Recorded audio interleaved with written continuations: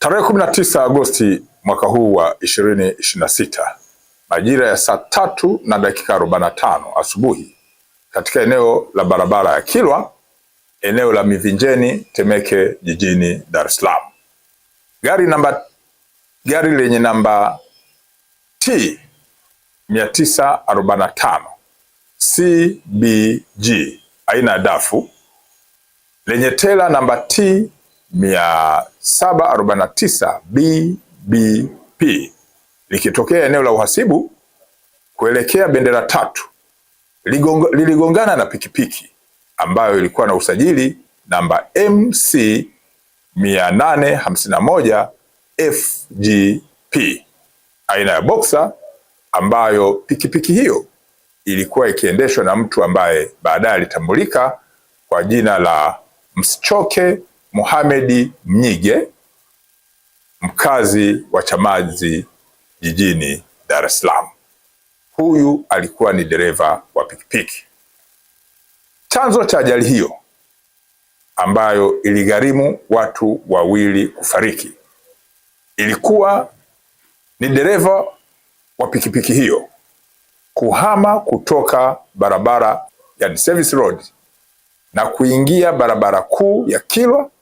bila kuchukua tahadhari ya watumiaji wengine wa barabara,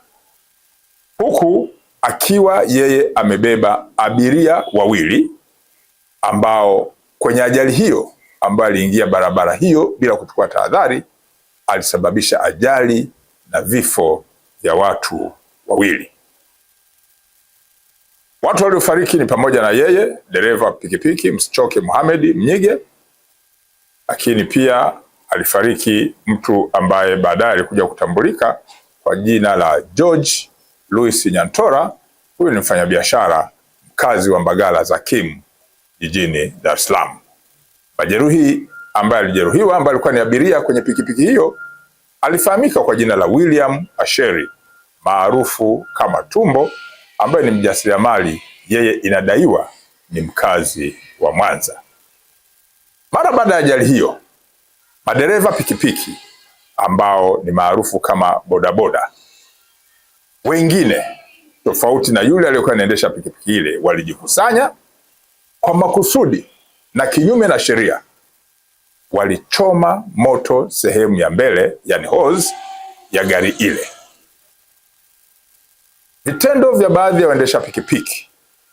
kuchoma au kupiga magari na kupora vitu vilivyo kwenye vyombo hivyo vya moto mara baada ya ajali ni vya kihalifu, havivumiliki na ni kinyume na sheria za nchi. Narudia, vitendo vya baadhi ya waendesha pikipiki kuchoma au kupiga magari mawe na kupora vitu vilivyo kwenye vyombo hivyo vya moto mara baada ya ajali, huku baadhi yao wakiwa ni chanzo cha ajali hizo, ni vya kihalifu, havivumiliki na ni kinyume na sheria za nchi. Jeshi la Polisi Kanda Maalum ya Dar es Salaam linatangaza kuendelea. Narudia, Jeshi la Polisi Kanda Maalum ya Dar es Salaam linatangaza kuendelea kuchukua hatua kali sana za kisheria dhidi ya kundi hilo, ikiwa ni pamoja na kuwafikisha watuhumiwa kwenye mamlaka zingine za kisheria. Kufuatia mtiririko wa tabia za aina hii ya makosa ambayo nimeyataja haya ya ajali za barabarani kwa muda na maeneo tofauti tofauti katika jiji la Dar es Salaam, polisi Dar es Salaam tayari imekwisha wakamata watuhumiwa 18 na pikipiki 23 zikiwemo zilizotelekezwa mara baada ya watuhumiwa kuwaona polisi wakienda wakamata kwenye matukio ambayo yalitokea katika tarehe na muda tofauti tofauti katika jiji la Dar es Salaam. Matukio ya namna hii yameshatokea maeneo ya Mbopo, Mabwepande, lakini pia Bunjubi, Tegeta, Kunduchi, Kimara Na hivi karibuni Magomeni pale kanisani, ambapo mtuhumiwa Ali Abdalla ambaye tayari amekamatwa, mwenye umri wa miaka 44, ambaye ni fundi rejeta, wakati mwingine ni dereva wa pikipiki, yani maarufu kama bodaboda, yeye akiwa na kundi la wenzake la waendesha pikipiki na yeye akiwa mmoja wao. Mmoja wao alikuwa ni chanzo cha ajali ya gari namba T 333 EMR Harrier rangi nyeusi, ambapo baada ya wao kuwa chanzo cha ajali maeneo ya Msimbazi Kota,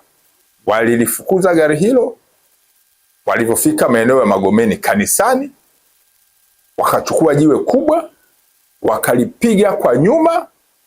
na kusababisha madhara makubwa na hofu kwa mwenye gari na uharibifu.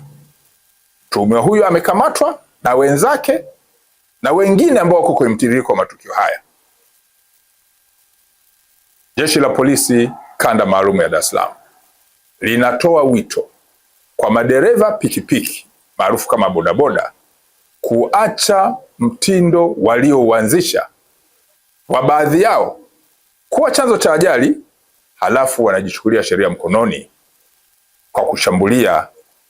na kupora baadhi ya mali za kwenye magari ambayo yanakuwa kwenye ajali. Hatua hiyo ambao wanakwenda nayo itawaweka katika mazingira magumu ya kisheria dhidi yao.